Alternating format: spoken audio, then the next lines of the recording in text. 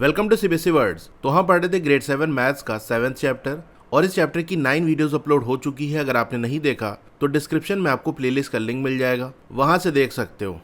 तो चलिए डिस्कस करते हैं एंगल सम प्रॉपर्टी। वैसे ये क्या होता है ये मैंने आपको बता ही दिया, बिकॉज क्वेश्चन में हमको उसकी जरूरत थी। एंगल सम प्रॉपर्टी से क्वेश्चन सॉल्व करना ईजी हो जाता है, इसीलिए मैंने आपको बता दिया। बट यहाँ पर हम बात करेंगे ये कैसे बनाया गया, इसका प्रूफ क्या है। तो चलिए देखते हैं। What can you say about the sum of angles of any triangle? तो किसी भी ट्राइंगल के तीनों एंगल का जो सम है वो 180 डिग्री के इक्वल होता है। अब consider correct triangle ABC to find sum of its angles we can use the same method of drawing a parallel line to the base, construct a line through A that is parallel to BC। तो एक triangle ABC आपको consider करना है। अगर इनके angle का सम आपको find out करना है तो वही मेथड का हम यूज करेंगे, मतलब उस ट्राइंगल के बेस के पैरेलल एक लाइन हम ड्रॉ करेंगे जो A से पास हो रही हो। तो बेसिकली हमको फाइंड आउट करना है ट्राइंगल के तीनों जो एंगल है यानी ABC उनका सम। तो ये ट्राइंगल बना हुआ है, इसी के पैरेलल देखो हमने ये XY वाली लाइन ड्रॉ कर दी है। हमको एंगल A, एंगल B और एंगल C की वैल्यू फाइंड आउट करनी है। अब जैसा कि हम देख ही चुके हैं कि ये वाला जो एंगल है एंगल B और यहाँ जो एंगल बनेगा XAB वाला, ये आपस में इक्वल होगा क्योंकि ये अल्टरनेट इंटीरियर एंगल्स हैं। इसी तरह से ये जो एंगल C है और ये वाला एंगल जो यहाँ बनेगा YAC वाला, ये आपस में इक्वल होगा क्योंकि ये भी क्या अल्टरनेट इंटीरियर एंगल्स हैं।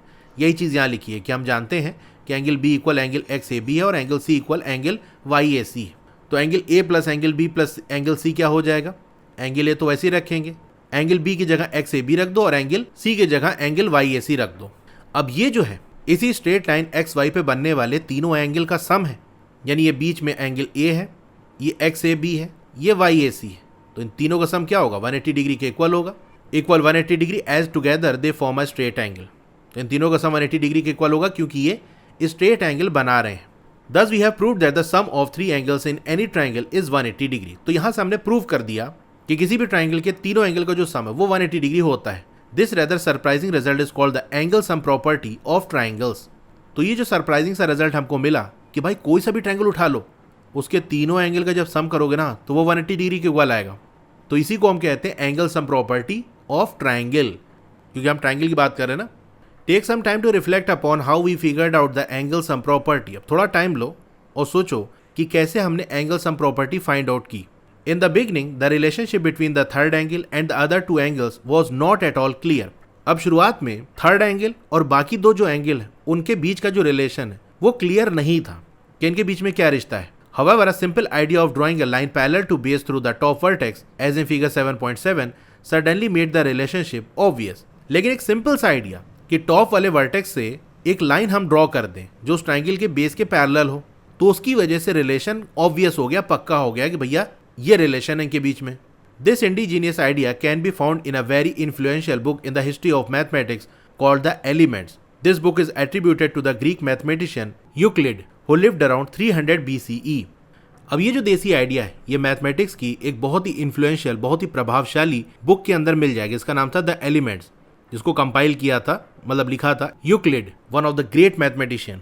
This solution is yet another example of how creative thinking plays a की रोल इन मैथमेटिक्स। अब ये जो सोल्यूशन है ये एक और एग्जाम्पल है क्रिएटिव थिंकिंग का, कि किस तरह से क्रिएटिविटी मैथमेटिक्स में रोल प्ले करती है। अभी कितना सिंपल सा आइडिया है ना, मतलब कितनी आसानी से आपको ये समझ में आ गया होगा। सोचो पहली बार इस चीज़ को सोचने में कितना टाइम लग गया, काफ़ी लंबे टाइम तक इनका रिलेशन पता नहीं था, लेकिन एक सिंपल सा काम हुआ कि एक पैरेलल लाइन ड्रॉ कर दी और चीज़ें हमको क्लियर हो गई। There is a convenient way of verifying the angle sum property by folding a triangular cut out of paper. अब एक और आसान तरीका है एंगल सम प्रॉपर्टी को वेरीफाई करने का, वो ये कि एक ट्राइंगल ले लो जैसे आपको यहाँ पर दिया हुआ है, मतलब पेपर पे ट्राइंगल बना के ऐसे कट आउट कर लो। Do you see how this shows that the sum of angles in the triangle is 180 degree. क्या आप देख पा रहे हो कि किस तरह से एंगल का जो सम है वो 180 डिग्री आ रहा है। तो इस तरह से ट्राइंगल को कट आउट करने के बाद आप ये करो कि ये वाला जो एंड है ना उसको उठा के यहाँ पर कर दो, मतलब फोल्ड कर दो इस तरह से कि ऊपर वाला पॉइंट आके इस लाइन से मिल जाए, ये इस तरह से। बस कंडीशन क्या है कि ये जो फोल्ड है ना वो इस बेस के पैरेलल हो, मतलब तिरछा मिर्चा कैसे भी फोल्ड ना कर देना कि पता चला आपने इस लाइन के लॉन्ग फोल्ड कर दिया, ये पॉइंट आके यहाँ मिल गया, ऐसे नहीं, बल्कि जो क्रीज बने ना वो इसे पैरेलल हो इस वाली लाइन के। तो इसके अबाउट आपको ऐसे फोल्ड करना है जैसे यहाँ नीचे आपको दिया हुआ है। तो इसमें देख सकते हो ये वाली जो लाइन है और ये वाली लाइन ये आपस में पैरेलल है, इस तरह से फोल्ड करना है। बस फिर क्या करना है, ये वाला जो एंड है लेफ्ट वाला इसको उठा के यहाँ मिला देना है, मतलब एक बार फिर से फोल्ड करना है इस लाइन के अबाउट। मतलब फोल्ड करोगे ना तो यहाँ पर एक क्रीज बन जाएगी और ये वाला जो पॉइंट है वो आके यहाँ मिल जाएगा। ठीक इसी तरीके से ये वाला जो पॉइंट इसको यहाँ इससे मिला दो तो यहाँ पर ऐसे क्रीज बन जाएगी। तो इस तरह से कुछ हो जाएगा। अब ये वाला जो एंगल है वो ट्रायंगल का यही वाला एंगल है। जैसे अगर इसका नाम रखें, ये ए हो गया, ये बी हो गया, ये सी हो गया, तो ये जो एंगल है वो एंगल बी के इक्वल होगा क्योंकि यहाँ पर इस पॉइंट को हमने इससे मिला दिया है। इसी तरह से ये वाला जो पॉइंट है उसको इससे हमने मिला दिया, तो यहाँ जो एंगल सी था वही यहाँ पर एंगल सी बनना है। और ये ऊपर वाला जो कॉर्नर है उसको हमने यहाँ मिलाया था, तो ये वाला जो एंगल है वो बेसिकली ए है। तो ये ए है, ये बी है और ये सी है। अब इन तीनों को सम करें तो ये स्ट्रेट एंगल हमको मिलेगा which is 180 degree.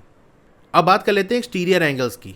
The angle found between the extension of side of a triangle and the other side is called an exterior angle of the triangle. अब वो एंगल जो कि बनता है जब ट्रायंगल के किसी साइड को हम एक्सटेंड करते हैं, आगे बढ़ाते हैं, तो वो जो एक्सटेंडेड वाला पार्ट है और दूसरा साइड जो है ट्रायंगल का, उसके बीच में जो एंगल बनता है उसको हम कहते हैं एक्सटीरियर एंगल। तो जैसे ये हमारा ट्रायंगल ए बी सी दिया हुआ है, इसमें आप देख सकते हो ये जो बी सी वाला साइड है इसको हमने एक्सटेंड कर दिया, थोड़ा आगे बढ़ा दिया डी वाले पॉइंट तक। तो ये जो एक्सटेंडेड वाला पार्ट है वो और ये साइड ए सी, इसके बीच में एक एंगल बनना है, तो यही एक्सटीरियर एंगल है। तो जैसे हमने बी सी को एक्सटेंड किया है उसी तरह से और भी जो साइड है उसको हम एक्सटेंड कर सकते हैं। यानी ये जो ए सी वाला साइड है इसको अगर हम आगे बढ़ा दें ये इस तरह से, तो ये जो एक्सटेंडेड वाला पार्ट है और ए बी वाला साइड इसके बीच में यहाँ भी एक एंगल बनेगा। अब इसी तरह से ये जो ए बी वाला साइड है इसको और आगे बढ़ा दें, यानी ये इस तरह से, तो ये जो एक्सटेंडेड वाला पार्ट है और बी सी वाला साइड इसके बीच में एक एंगल बनेगा, तो ये भी एक एक्सटीरियर एंगल है। अब और भी एक्सटीरियर एंगल हम बना सकते हैं बट वो इन्हीं तीन एंगल के इक्वल ही आएगा। यानी अगर ये ए सी वाली साइड को हम ऐसे आगे बढ़ा दें तो यहाँ पर ये जो एंगल बनेगा, तो ये वाला एंगल और ये वाला एंगल वर्टिकली अपोजिट है तो ये इक्वल होगा। इसी तरह अगर हम ए बी को इधर बढ़ा दें तो एक्सटेंडेड पार्ट और ये साइड इसके बीच में जो एंगल बनेगा, ध्यान रखना ये वाला एंगल नहीं लेंगे क्योंकि ये दोनों एक्सटेंडेड पार्ट है। एक्सटेंडेड पार्ट और साइड इसके बीच बनने वाला जो एंगल वो एक्सटीरियर एंगल है। तो यहाँ पर जो एंगल बनना है और ये एंगल ये वर्टिकली अपोजिट है तो इक्वल है। इसी तरह अगर आप इसको ऐसे बढ़ा दो तो यहाँ पर ये जो एंगल है ये वर्टिकली अपोजिट है तो ये इक्वल होगा। तो 3 डिफरेंट एंगल ही पॉसिबल है जो कि यहाँ पर आप देख सकते हो। तो यहाँ पर जैसे एक ही एंगल की बात कर रहा है तो चलो उसी के हिसाब से बात करते हैं। In this figure angle A C D is an exterior angle. तो यहाँ पर ये जो ए सी डी वाला एंगल है ये है exterior angle. Find angle A C D if angle A equal 50 degree and angle B equal 60 degree. अब एंगल ए सी डी आपको फाइंड करना है। एंगल ए आपको दिया है, एंगल बी दिया हुआ है, तो क्या करेंगे यहाँ पर एंगल सम प्रॉपर्टी लगाएंगे जो कि ये कहती है कि जो एंगल ए है प्लस एंगल बी और सी पे देखो 2 एंगल बनना है, एक यहाँ पर बनना है और एक बाहर की तरफ बनना है। तो सिर्फ एंगल सी लिखने से कन्फ्यूजन हो जाएगा कि किस एंगल की बात हो रही है। तो हमको प्रॉपर बताना होगा कि भाई आप ए सी बी की बात कर रहे हो या ए सी डी की बात कर रहे हो, क्योंकि दोनों में बीच में सी आ रहा है। तो एंगल सम प्रॉपर्टी में हम ट्रायंगल के अंदर वाला एंगल लेते हैं ना, मतलब ये वाला एंगल की बात हो रही है, that is A C B. तो plus angle A C B, इनका सम क्या होगा 180 डिग्री के इक्वल होगा। अब ए और बी हमको दिया है 50 और 60, तो यहाँ पर 50 पुट कर दो, यहाँ 60 पुट कर दो, दोनों को ऐड करोगे तो 110 आ जाएगा। तो मतलब एंगल ए सी बी क्या हो जाएगा 180 माइनस 110 विच इज 70 डिग्री। तो ए सी बी यानी ये वाला जो एंगल इसकी वैल्यू आ गई 70 डिग्री। अब ये पूरा जो एंगल है वो स्ट्रेट लाइन पे बनना है, मतलब स्ट्रेट एंगल है, तो 70 प्लस एक्सटीरियर एंगल ये 180 डिग्री के इक्वल होगा। तो यही काम कर देते हैं कि 70 डिग्री प्लस जो एक्सटीरियर एंगल है that is angle A C D, वही हमको फाइंड आउट करना है। इनका सम क्या होगा 180 डिग्री के इक्वल होगा। तो एंगल ए सी डी क्या हो जाएगा 180 degree minus 70 degree which is 110 degree. तो एक्सटीरियर एंगल आ गया हमारा 110 डिग्री। अब यहाँ पर एक और इंटरेस्टिंग चीज़ आपको ऑब्जर्व हो रही होगी, जैसे ही हमारे आंसर में 110 डिग्री आया आपके माइंड में हो सकता है क्लिक किया हो कि यार ऊपर भी अभी 110 आया था ना, ये यहाँ पर मतलब जब हमने एंगल ए और बी को ऐड किया था तो भी तो 110 आया था। मतलब एंगल ए था 50 डिग्री और एंगल बी 60 डिग्री, इनको ऐड किया तो 110 आया था। तो मतलब ये जो एक्सटीरियर एंगल आया है वो एंगल ए और बी के सम के बराबर है। तो एक और रिजल्ट यहाँ से आप याद रख सकते हो कि जिस कॉर्नर का एक्सटीरियर एंगल हमको फाइंड आउट करना होता है, जैसे यहाँ पर इस क्वेश्चन में ये वाला एंगल फाइंड आउट करना है जो कि सी वाले कॉर्नर पे बनना है, तो इसकी वैल्यू क्या होगी बाकी दो जो वर्टेक्स हैं दैट इज ए और बी, ये एक्सटीरियर वाले एंगल की जो वैल्यू है वो उनके सम के बराबर होती है, दैट इज ए और बी के सम के बराबर होती है।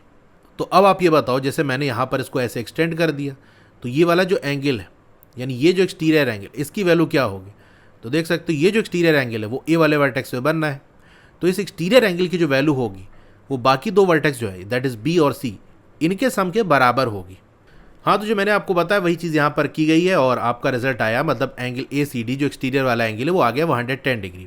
Since angle A C B and angle A C D together form a straight angle, find the exterior angle for different measures angle A and angle B. अब इसी तरह से एंगल ए और बी का जो एक्सटीरियर एंगल है वो आपको फाइंड आउट करना है। तो चलो यहाँ मैं आपको बता देता हूँ। देखो, क्वेश्चन में हमको दिया है कि ए पे क्या बनना है 50 डिग्री, तो 50 डिग्री और एक्सटीरियर वाला जो एंगल है इनका सम 180 डिग्री के इक्वल होगा। तो एक्सटीरियर एंगल ऑफ ए ये क्या होगा 180 degree minus 50 degree which is 130 degree.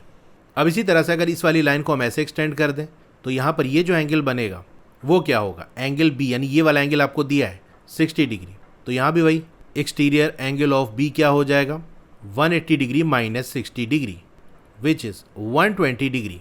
Do you see any relation between the exterior angle and these two angles? क्या एक्सटीरियर एंगल और बाकी दो एंगल के बीच में आपको कोई रिलेशन दिख रहा है? रिलेशन तो मैंने आपको बता दिया था कि जिस वर्टेक्स का एक्सटीरियर एंगल हमको फाइंड आउट करना है वो बाकी दो वर्टेक्स के इंटीरियर एंगल का सम होगा। यहाँ पर जैसे अभी हमने एक्सटीरियर एंगल ऑफ ए निकाला तो ए का एक्सटीरियर बताना है ना, तो ये बी और सी पे बनने वाला जो एंगल है उसका सम कर दो। तो बेसिकली बी पे हमको दिया हुआ है 60 डिग्री और सी पे हमने निकाला था, मतलब ये वाला जो एंगल है वो 70 डिग्री। तो ए का एक्सटीरियर चाहिए ना, तो इन दोनों का सम कर दो। 60 + 70 क्या होता है 130 होता है, तो ये हमारा आ गया।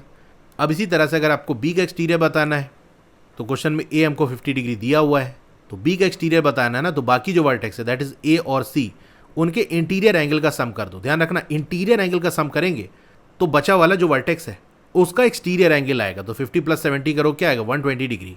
अब यहाँ पर आपको हिंट भी दिया है from angle sum property we have angle A plus angle B plus angle A C B equal 180 degree. We also have angle ACD plus angle ACB equal 180 degree since they form a straight angle. What does this shows? तो इन दो relation से हमको क्या पता चलता है? तो हमको दिया हुआ है angle A plus angle B plus angle ACB 180 degree और हमको दिया है angle ACD plus angle ACB equal 180 degree. अब इन दोनों की वैल्यू 180 डिग्री की इक्वल है तो दोनों को इक्वेट कर सकते हैं, यानी angle A plus angle B plus angle A C B ये इक्वल होगा angle A C D plus angle A C B के। यहाँ पर एंगल ए सी बी है, यहाँ पर एंगल ए सी बी है, तो इसको अगर हम लेफ्ट साइड भेजेंगे तो ये सब्सट्रैक्ट हो जाएगा। तो ए सी बी माइनस ए सी बी क्या हो जाएगा 0 हो जाएगा।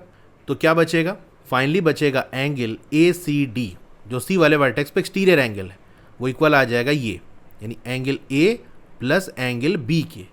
तो यही रिलेशन तो मैंने आपको बताया कि अगर आपको ए सी डी यानी एक्सटीरियर वाला एंगल फाइंड आउट करना है तो एंगल ए और एंगल बी का सम कर दो तो आपको वैल्यू मिल जाएगी। तो ये टॉपिक यहाँ पर एंड हो गया। आपको वीडियो अच्छी लगी हो तो लाइक करिए, अगर चैनल को अभी तक आपने सब्सक्राइब नहीं किया है तो ज़रूर से सब्सक्राइब कर लो। उसके बगल में एक बेल का आइकन होगा, उसको दबा के ऑल पे क्लिक कर देना, तो उससे ये होगा कि जब भी नई वीडियो आएगी आपको मैसेज आ जाएगा। क्लास 7 के लिए एक अलग से चैनल भी है, उसको भी आप सब्सक्राइब कर लो। इसी के साथ साथ जो व्हाट्सएप चैनल उसको भी ज्वाइन कर लो, वहाँ पर आपको अपडेट्स वगैरह मिलती रहेंगी। तो मिलते हैं फिर नेक्स्ट वीडियो में। Thank you.